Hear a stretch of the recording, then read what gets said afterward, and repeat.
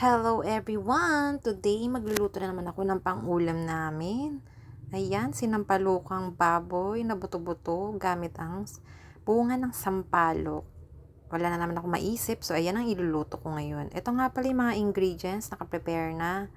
Ayan, yung bawang, chinap-chop ko na rin.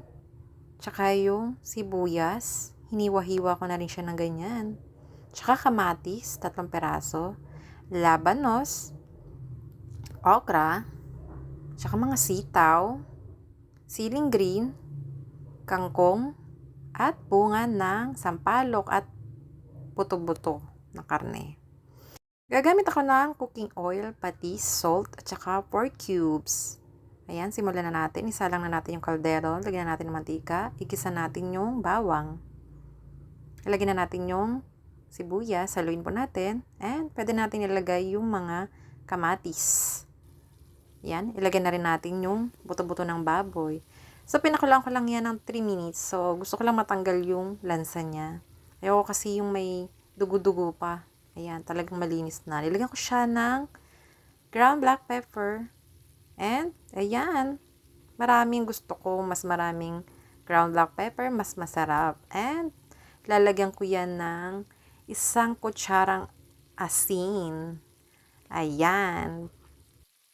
Iprito muna natin siya ng ilang minuto hanggang sa maging brown na yung karne. Haluin natin ng bahagya yan. So, ayan, yung kamatis, manonood na talaga siya. Na magiging golden brown na yung sabaw niya pag nilagyan mo siya ng sabaw.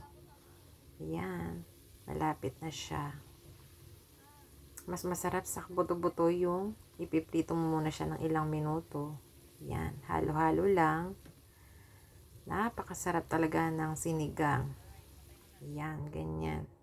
Pwede na natin siyang sabawan. And dadagdagan ko pa siya ng tubig mamaya.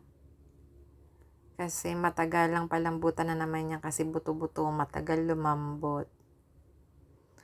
Ayan. Lagay na natin yung bunga ng sampalok. So, ang ginamit ko dyan sampalok is nasa 1/4 yata. Yan, depende sa inyo kung gusto niyo ng sobrang asim, dagdagan niyo yan. Pwede naman, pero depende sa inyo. Lalagyan ko pa sana yan ng gabi. So, nakalimutan ko yung gabi. Ayan na lang, pwede na yan. Ayan. Takpan po natin hanggang sa lumambot. Ayan natin. Ayan, buksan na natin. Pwede na nating ilagay yung labanos. Palambutin natin yung labanos dyan para mas lalong sumarap yung ating sinigang. Mas malambot na labanos, mas masarap yung sabaw. Haluin natin ng bahagya. Ayan. Ayan, medyo malambot na yung karne. Lalagyan ko na siya ng pork cube. Isa lang yung ginamit ko dyan. Pero depende sa inyo kung ilan yung gusto nyo ilagay. Pero ako, isa lang yung nilagay ko. At depende po sa panlasa nyo yan. Tatansyahin nyo. Lalagay ko na rin dyan yung sitaw. Mas malambot na yung karne. So, ilalagay ko na yung sitaw. I-half cook ko lang yan. Tsaka yung okra. Yung mga gulay kasi, mas masarap kasi sa gulay, half cook lang. Hindi masarap sa gulay pag sobrang lutong-luto na, 'di ba? Haluin po natin ang bahagya yan. Ayan, 'di ba? Sarap niya.